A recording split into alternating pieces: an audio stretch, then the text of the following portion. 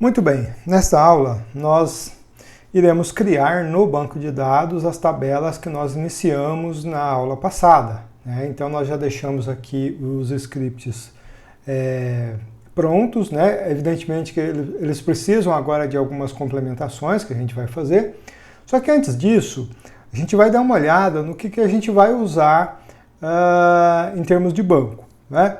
Então, para o desenvolvimento das nossas aulas, nós vamos usar o banco MySQL, tá? Eu optei pelo MySQL, conforme já foi explicado lá na primeira aula. A gente vai usar um banco, né? Que no caso é o MySQL, para essa primeira parte, para a gente falar do SQL. E depois a gente vai entrar numa segunda etapa, onde a gente vai fazer as comparações com os outros bancos, e aí a gente trabalha com os bancos que a gente se propôs a fazer. Então, o que acontece?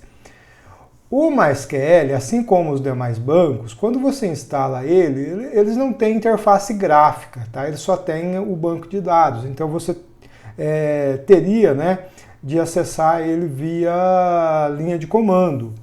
Então, para resolver esse problema, a gente instala geralmente uma ferramenta, né, uma interface gráfica, que no nosso caso aqui vai ser o Workbench. O Workbench é uma ferramenta também, está disponível lá também no site do MySQL, né? E com ele a gente pode acessar o banco de dados, tá? Mas é muito importante a gente separar. O Workbench é uma ferramenta, enquanto o MySQL é o banco. Aí, o banco, o MySQL, você pode instalar ele de duas formas, tá? Você pode instalar ele individualmente, lá no site do MySQL você tem a opção de download, eu vou deixar aqui na descrição da aula, tá? O link para a instalação tanto do MySQL como do Workbench. Ou você pode fazer a instalação do MySQL através de um instalador, tá? Nós temos dois instaladores bem famosos aí no mercado, que é o AMP e o XAMPP.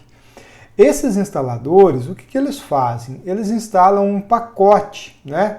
Então eles instalam o Apache, que é um servidor web, ok? Eles instalam o PHP, o MySQL, o MariaDB, que é um outro banco que a gente vai usar, e instala também o PHPMyAdmin, que é outra ferramenta também de acesso ao banco. Com o PHPMyAdmin você acessa tanto o banco MariaDB como o MySQL, tá? A diferença é que o PHPMyAdmin ele é uma interface web, tá? Ele é uma interface web, enquanto que o Workbench não.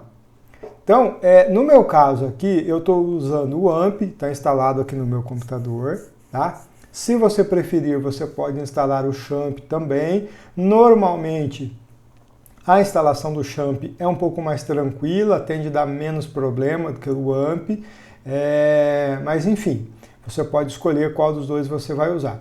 Se você optar pelos instaladores, o que acontece? A gente resolve o nosso problema agora, que é instalar o banco de dados, e já resolve o problema lá da etapa 2 e 3, né? Onde a gente vai usar na etapa 2, além do MySQL, o MariaDB também. E na etapa 3 a gente já vai usar o PHP, a gente vai precisar de um servidor web, tá? Então seria bacana se você optasse por um desses instaladores. Todos os links vão estar na descrição da aula e eu vou fazer um breve tutorialzinho ali explicando a instalação de cada um deles, tá? Para você escolher qual daqueles fica melhor para você fazer a instalação, tá bom? O meu já está instalado, então eu tenho aqui já o Workbench, que é essa ferramenta aqui que eu estou mostrando para você. E eu tenho o AMP também instalado. O AMP, olha só, ele está aqui, ó, tá vendo? Então, ó, clicando nesse ícone aqui, ele vai mostrar aqui o AMP Server, né? Vai mostrar aqui o PHP, vai mostrar aqui o Apache instalado, né? O MySQL e o MariaDB, tá certo? Então estão todos instalados aqui, estão todos funcionando. Eu uso no dia a dia, obviamente, né, na minha atividade profissional, e então estou aproveitando aqui para mostrar para esse curso para vocês também. Muito bem, considerando que você instalou o MySQL, que você instalou o Workbench, tá certo? A gente começa então a partir daqui. Você abriu o Workbench, você, no caso aqui, ele já identificou uma conexão, que é a conexão aqui, a instalação aqui do AMP Server, né? Então ele está dizendo aqui, ó, que eu tenho lá um usuário root, que é um usuário padrão do MySQL, ele está rodando na porta, no IP local e, né, na porta 3306. Geralmente quando você instala pelo AMP, o MySQL vai ficar na porta 3306 e o MariaDB na porta, tá aqui, ó, 3307, tá? Então esse é um detalhe importante, isso vai impactar um pouquinho para a gente lá na etapa 3, quando a gente for falar de conexão via PHP e outras tecnologias, por exemplo. Mas vamos lá. Identificou aqui já a conexão, vou dar 2 cliques, ele conectou. Tá aqui, essa é a minha interface que eu vou usar. Aqui eu vou executar então os comandos os comandos SQL, né? Que ele vai executar direto lá no banco MySQL. Bom, a primeira coisa, na verdade, que eu preciso fazer é criar uma base de dados onde eu vá trabalhar. Eu já deixei pronto aqui para a gente ganhar um pouquinho de tempo e eu vou explicar para vocês. Olha só, da mesma forma que o comando create eu uso ele para criar uma tabela, eu uso ele também para criar um banco de dados, um database, tá certo? Nesse caso aqui, eu estou criando um database, um banco de dados chamado SQL 4x4. Eu estou dizendo que ele vai utilizar o conjunto de caracteres UTF-8, isso é bastante importante, tá? E que na verdade ele vai usar o collate, né, ou collation, que é o UTF-8 MB4 General CI. Essas duas linhas aqui, elas vão indicar como o banco de dados vai trabalhar com caracteres, tá certo? Então veja só, esses bancos, eles são usados no mundo inteiro, tá? Então tem caracteres latinos, tem caracteres árabes, tem caracteres japoneses, tem inglês, né? Tem alemão. Então assim, é uma sopa, né, de idiomas. Então, o que acontece? O padrão UTF-8 é um padrão que tenta, né, da melhor maneira possível, reunir esses conjuntos de caracteres diferentes, né, sem dar incompatibilidade. Quando você estiver, por exemplo, trabalhando aqui no Brasil, mas precisar colocar uma palavra, por exemplo, que é em alemão ou em espanhol, que tem um caractere diferente, ele não iria gerar esse problema, tá? Então você pode usar esse collation, tá certo? Eu vou copiar então aqui esse código, vou vir aqui, vou colar, tá bom? Vou colar e vou executar. Esse botãozinho aqui, você executa no banco a instrução que você digitou ali, tá certo? Então ele está dizendo aqui embaixo para mim, ó, que deu tudo certo, né? Eu vou atualizar aqui a lista e lá está o meu banco SQL 4x4 que eu acabei de criar agora, tá certo? Então, tranquilo, já está criado o nosso banco, agora a gente já pode trabalhar com ele. Então a gente vai voltar aqui para a nossa tabela que a gente deixou da aula passada e a gente vai dar uma olhada em algumas coisas que a gente precisa complementar aqui antes da gente criar lá no banco. Lá no nosso modelo, vamos deixar ele aberto aqui e nós vamos ver o seguinte. Lá no nosso modelo, olha só, esse demodalidade, ele era uma chave primária. Então eu preciso vir aqui, ó. No meu caso aqui, na verdade, eu já até deixei aqui, tá? Então já está indicado aqui, ó, que ele é uma chave primária. Ele é uma primary key, tá certo? Então eu uso o termo primary key para indicar que esse campo de modalidade é uma chave primária. Além disso, eu tenho também o nome, o campo nome, ele está indicado aqui com esse U, né? Esse U é também uma chave, é uma restrição no banco, que é uma chave unique, tá? É uma chave unique. O que isso quer dizer? Quer dizer que eu estou dizendo que esse campo nome não pode se repetir. A característica da chave primária, ela também é de não deixar o campo repetir, portanto eu não posso ter dois valores em ID modalidade, mas a chave primária, além disso, ela serve também de base para a chave estrangeira que vai ser usada aqui no outro campo. Quando você precisa apenas de uma chave para evitar repetição, você pode usar a unique. A unique, como é que ela é criada? ela é criada da seguinte forma. Eu vou colocar aqui mais uma vírgula, porque eu vou continuar aqui. E eu vou dizer que eu tenho aqui, ó, uma chave unique, tá? Um unique key. Essa chave vai se chamar nome único e ela vai se aplicar, né? Ela vai ser aplicada no nome, tá certo? Então eu estou pegando aqui, ó, o campo nome e estou aplicando a ela, né, a esse campo, uma chave do tipo unique, tá? E o nome dessa chave vai ser nome único. Essa identificação às vezes é importante para efeito no banco. Então, ok. Além disso, eu vou colocar também, vamos pegar a tabela financeiro, vamos dar uma olhada aqui. Na tabela financeiro, o ID financeiro ele tem duas características. Ele é uma chave primária e ele tem esse AI. Esse AI é de auto increment, quer dizer que eu estou delegando para o banco a responsabilidade dele gerar automaticamente esse ID financeiro. Então, esse número aqui, ó, que eu coloquei em manual, né, que representa aqui o ID financeiro, isso aqui eu não vou gerar, eu vou dizer para o banco gerar isso, tá certo? Isso é uma característica bastante comum, né, quando você quer, né, que o banco faça essa geração automática para você. Então a gente precisa colocar essas duas informações lá. Como que a gente vai fazer isso? Então a gente vai colocar então aqui a primary key, indicando que é uma chave primária, e vou colocar também o auto increment.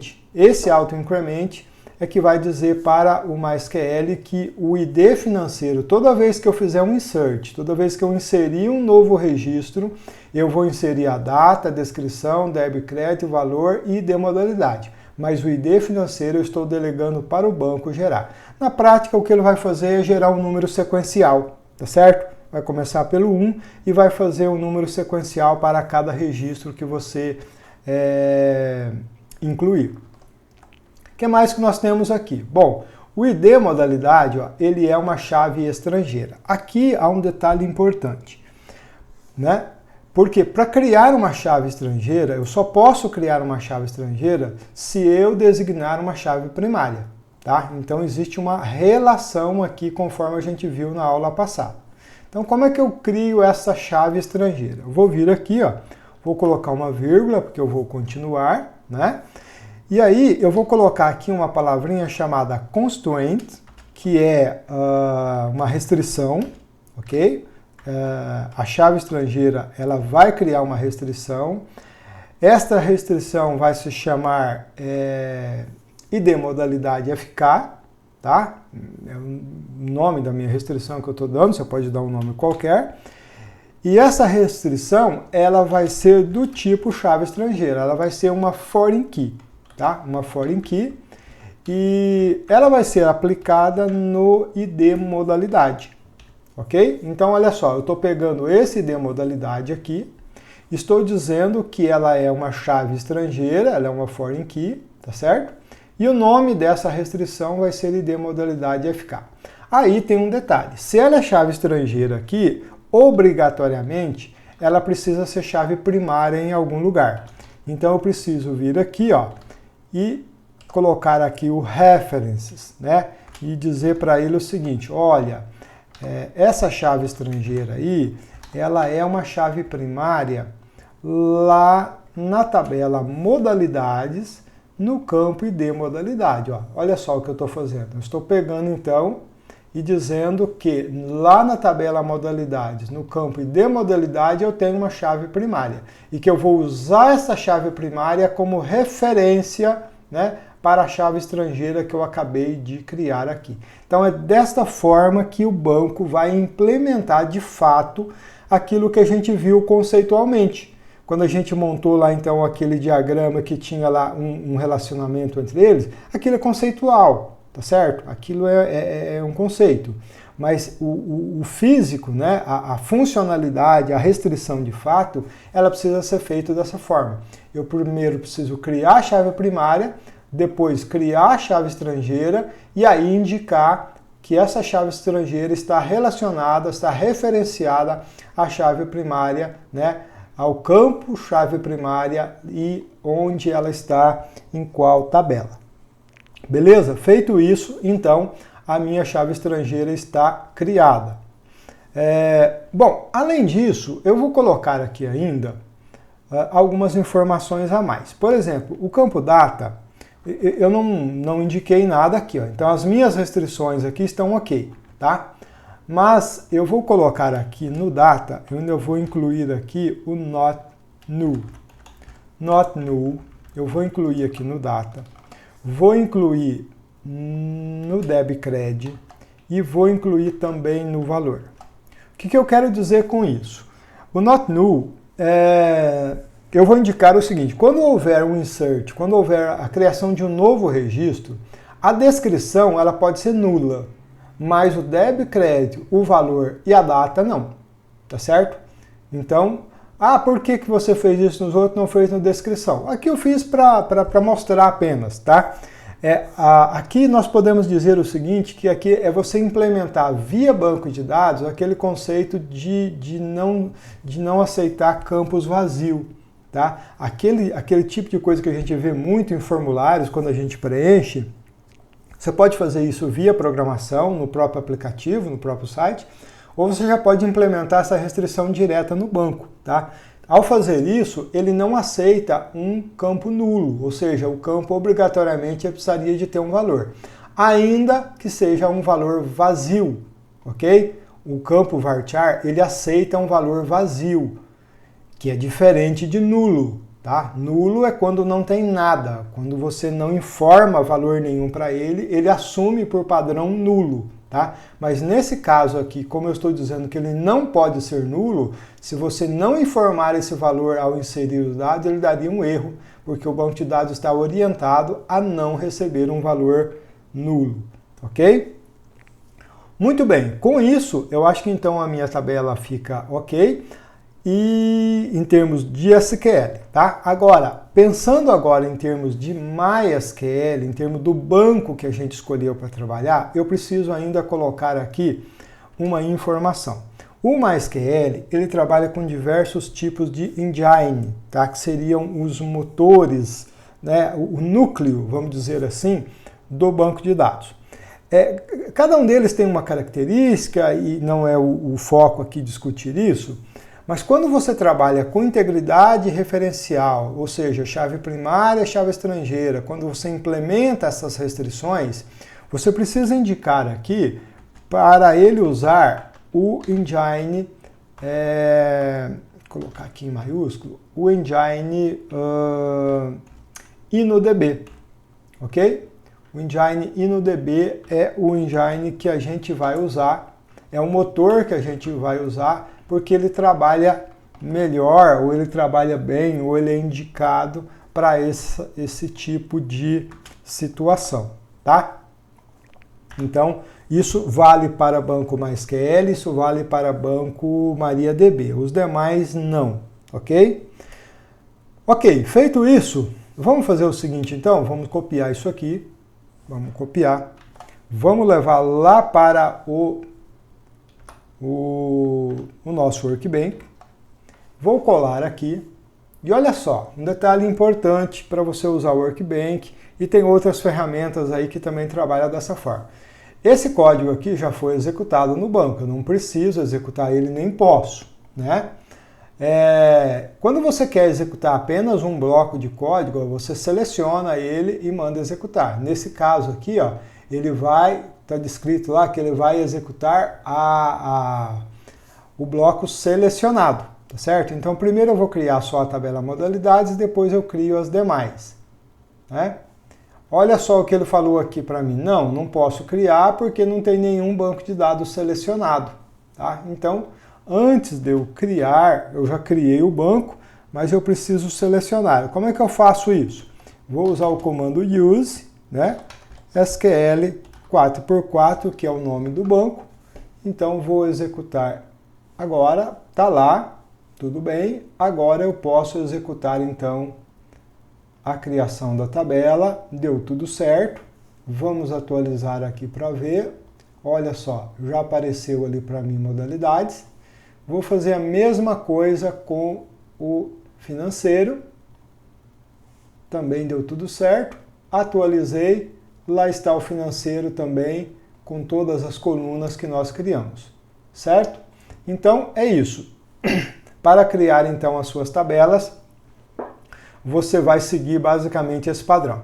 Ah, mas e esse int, esse date, né, esse varchar e tal?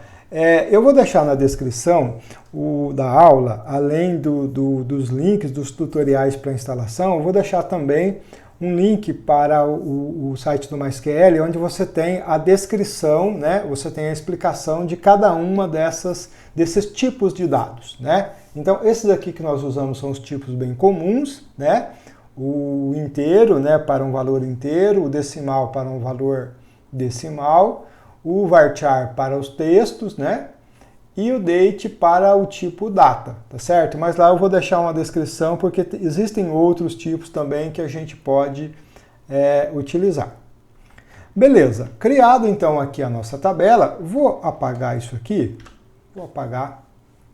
Criada então a nossa tabela, as nossas tabelas, né? Então com isso a gente usa o comando create. Além do create, eu tenho também o comando alter, que também faz parte do DDL. Com o comando alter, eu posso modificar uma estrutura que foi criada, que já está criada e que agora precisa, por alguma razão, ser modificada. Então vamos imaginar o seguinte, supondo que eu tenha esquecido, né? Eu tenho esquecido de informar um determinado campo. Então, primeiro deixa eu mostrar aqui para vocês, existe um comando que é o comando describe ou desc, né? E aí você coloca aqui o nome da tabela, vou colocar aqui o modalidades, que nós acabamos de criar, e vou executar. Aí ele descreve aqui para você, ó, a estrutura dele. Ó. Então, o nome dos campos, o tipo, né, que foi colocado, se é nulo, tá vendo? Olha só, o chave primária, ele por padrão, ele já implementa o not null, tá vendo? Ele já implementa o not null. As chaves que nós criamos, ó, tá vendo? A primary, a unique, então tá tudo bem aqui.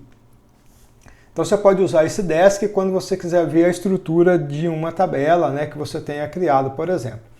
Então nesse caso nosso, eu preciso fazer o quê? A minha tabela modalidades, ó, ela tem então esses 3 campos conforme nós criamos ali. Só que agora eu esqueci, eu modifiquei a minha modelagem, né, o meu projeto, e a gente vai precisar agora de adicionar mais um campo, que seria o campo status, tá? Então eu vou usar aqui, ó, o alter table, vou indicar aqui a tabela modalidades e vou dizer que eu quero adicionar, né, utilizando ali o add, um campo status que ele vai ser do tipo int, ok? Então, ao fazer isso aqui, ó, eu estou modificando a minha tabela com o comando alter e adicionando uma nova coluna, né, um novo atributo ali na minha tabela. Vamos dar uma olhada como é que ficaria isso?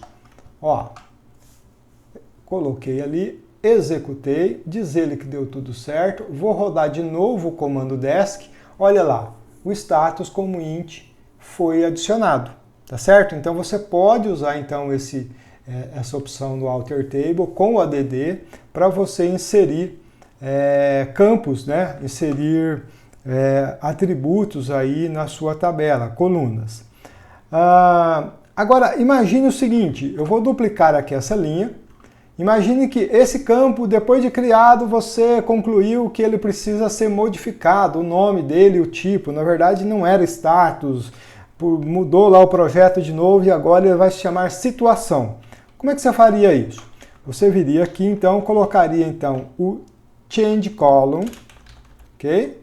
Change column. Você vai indicar qual campo você quer mudar, que no caso seria o status, qual é o nome que ele vai ter agora, que é o situação, e vou aproveitar e mudar o tipo dele também. Vou colocar aqui um varchar 30. Então, olha só, eu estou usando o alter table para modificar uma coluna, né, que se chama status, que eu acabei de criar. Vou mudar o nome dela para situação e vou mudar também o tipo, tá certo? Vou mudar também o tipo Então vamos colocar lá, executar, dizer ele que deu tudo certo. Vamos rodar aqui o describe, o desk, e lá está. Agora eu tenho situação que é do tipo varchar 30. Aqui cabe uma observação muito importante, que ao fazer esse tipo de alteração aqui, que não é muito comum, tá? Isso aqui é uma coisa bastante rara de fazer, mas ao fazer isso aqui é importante entender o seguinte, ao mudar sobretudo o tipo do campo, se esse campo já recebeu dados, né, se ele já foi preenchido, é preciso entender se essa mudança é possível, tá? Por exemplo, se eu tenho um valor inteiro e eu vou mudar ela para varchar, até que tudo bem, ele vai fazer uma conversão implícita, provavelmente vai funcionar. Mas se fosse o inverso, então você teria problema, até porque no varchar você pode ter valores, letras, né, símbolos, e você não pode converter isso implicitamente, nem explicitamente, né, para valores numéricos inteiros. Então é importante observar esse detalhe. Por fim, eu vou colocar aqui ainda, vou duplicar essa linha e vou fazer o seguinte, não quero mais, por alguma razão a gente fez o teste e esse campo não deve existir mais, eu quero remover ele. Então, para remover, você pode usar então o drop column, tá? E o nome do campo, que no nosso caso é situação. Para remover um campo, você não precisa informar o tipo, nada disso, uma vez que você vai apenas remover, tá? Então você pode vir aqui e remover, utilizando então o drop column. Bom, ele disse que deu tudo certo. Vou executar aqui o desk e lá está, não temos mais o campo, situação. Então, olha só, são 3 possibilidades que você tem aqui de usar o alter table: para adicionar um novo campo, para modificar um campo existente ou para removê-lo, tá? Em todos os casos, nós estamos falando aqui do alter table, que é esse comando, né, para fazer modificação na tabela. E por fim, eu tenho o drop. O drop é o comando que eu uso para remover uma tabela, para apagar uma tabela. Quando é que eu uso isso? Você pode usar isso quando for necessário, né? Mas obviamente que não é uma coisa muito comum você ficar por aí apagando tabela, exceto em fase de teste, quando você está construindo o banco, né? Mas depois que os dados já estão inseridos, você está trabalhando com ele, obviamente que essa não é uma atividade muito comum. Mas de qualquer forma, se você precisar, aqui está. Então eu vou pegar aqui a tabela modalidades e vou tentar removê-la, né? Eu vou colocar ela aqui embaixo e vou tentar removê-la. Será que eu vou conseguir removê-la? Não consegui. Aqui embaixo, ó, ele vai dizer o seguinte, que houve um problema, né? Houve aqui um problema, houve aqui um problema, e esse problema, ele envolve aqui a questão da... faltou aqui, na verdade, desculpa. Faltou aqui a palavra table. Faltou a palavra table. Isso. De qualquer forma, não removeu. Não vai remover mesmo. Por quê? Ele está dizendo aqui, ó, que não pode apagar a tabela modalidades, porque houve aqui, ó, uma violação, né, de uma restrição. Houve aqui um problema com uma restrição, com uma tal de uma chave estrangeira chamada ID modalidade FK. Por que está acontecendo isso? Porque olha só, quando eu criei aqui as minhas tabelas, eu falei que essa ID modalidade, ó, ela é referência aqui, ó. Então não posso vir aqui apagar essa tabela, por quê? Porque ela está sendo usada aqui como referência para uma chave estrangeira. Em tese, você não pode apagar uma chave primária enquanto a chave estrangeira existir. Então, teria que ser o inverso. Você teria que apagar primeiro a chave estrangeira para depois apagar, então, a chave primária, tá? Então, deixa eu corrigir aqui o meu erro. Então, eu teria que fazer, então, primeiro isso, ó. O ID financeiro, vou copiar os dois para lá. Ó, primeiro o financeiro, aí ele disse que deu tudo certo, vou atualizar aqui para a gente ver, ó, tá lá sua modalidade. Agora eu posso executar o modalidades e aí ele vai funcionar direitinho, tá certo? Então essa é a primeira, a gente pode observar aqui já o primeiro efeito prático da gente ter uma chave primária e uma chave estrangeira. É ele não deixar você apagar acidentalmente ou mesmo que intencionalmente uma tabela que está sendo usada para referenciar outra como chave estrangeira, ok?